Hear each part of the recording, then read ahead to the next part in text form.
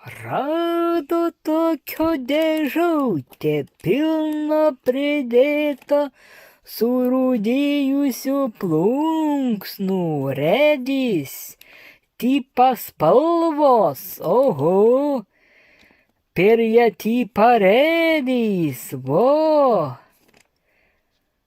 Kas čia parašyta, artikols 7 štukos į net 20 kapeikų. Tos 7 štukos kainava. Va kaip atrodo mūsų redys tipa spalvas.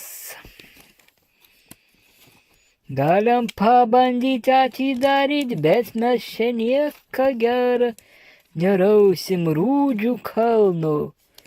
Į daugiau nieką sakyčia.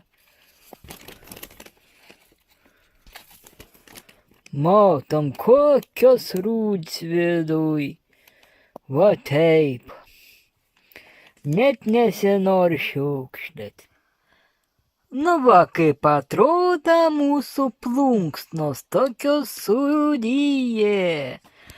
Jos buvo maunamos ant medinio pagaliuką, dažomos į tušą arba rašalo. Į tai buvo pirmokėlė, antrokėlė rašydava į sąsiuvinį. Su tokiom plunksnom, tai va tiek į ten norėjom.